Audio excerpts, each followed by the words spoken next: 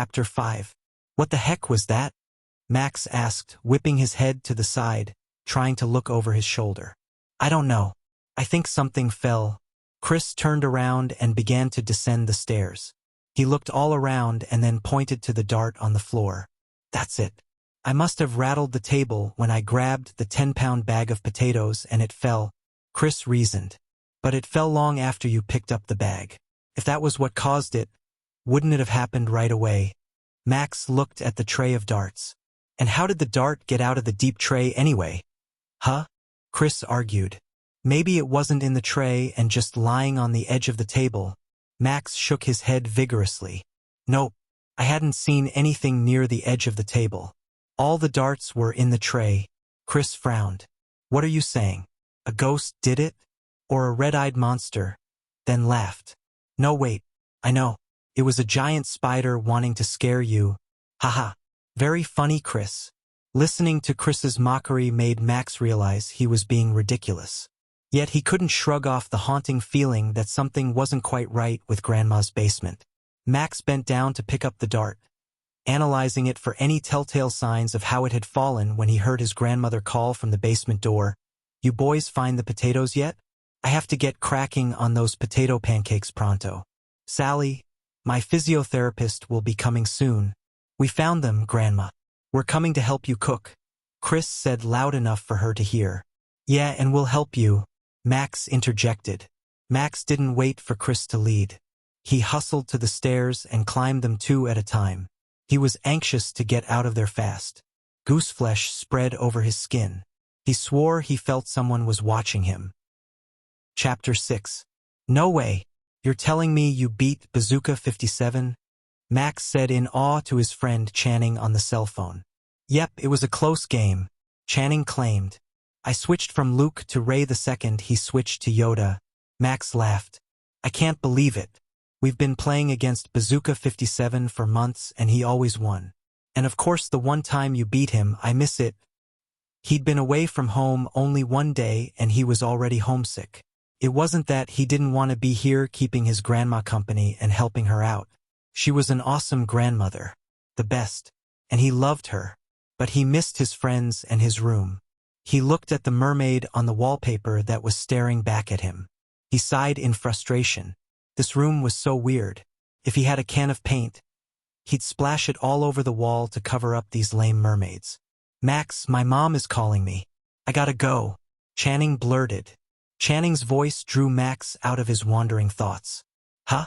What did you say? I gotta go, Channing repeated. Okay.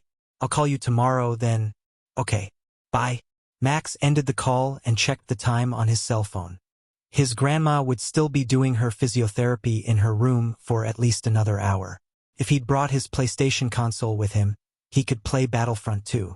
Maybe Bazooka 57 was still online and he could play against him. Maybe he could beat him just like Channing did. But that was not an option. He'd left his console and all his video games at home. What he did bring was a stack of his favorite books and some board games. He turned to look at them. He'd piled them onto the white nightstand beside the bed. He wasn't in the mood for the Avengers United books he'd brought. But the latest Star Wars book by Thomas Kane looked promising. He'd read 2 other books in the series by this author and had enjoyed them. They were real page-turners. This story titled Luke's Revenge looked promising. Luke Skywalker, now almost a Jedi, was on a mission to find out who had murdered his aunt and uncle on Tatooine. He grabbed it from the top of the stack and lay back on the bed. He caught sight of the mermaid smiling back at him and grunted. Nope, I'm not going to read in here. He stood and shuffled to the door. The comfy couch in the living room would be the perfect reading spot. But before he settled down to read, he craved a glass of chocolate milk. He headed for the kitchen. As he passed the basement door, he noticed it was slightly ajar. Cool air was seeping through the opening. He shivered with chills. He quickly shut the door and hurried to the kitchen, wanting to put as much distance between himself and the basement as possible. He opened the fridge door, grabbed the milk carton, and poured himself a tall glass. After taking a deep breath, he gulped it down. The cold, smooth drink soothed his parched throat and settled the jitteriness in his tummy. Within a few minutes' time, he was done. He He felt full, refreshed, and relaxed. Chocolate milk always had these positive effects on him.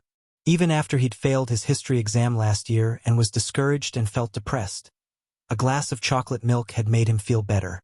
It was his comfort drink his mother gave him when he was younger and felt sick or sad. He hoped it would always have uplifting effects on him throughout his life.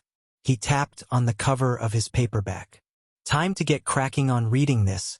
He spun on his heel and skipped to the hallway. He opened up the novel to chapter 1 and began reading while he made his way slowly to the living room. The opening hook of the novel caught his attention instantly. He read out loud. Luke Skywalker was in big trouble. His eyes were glued to the page. He wasn't paying attention to where he was walking.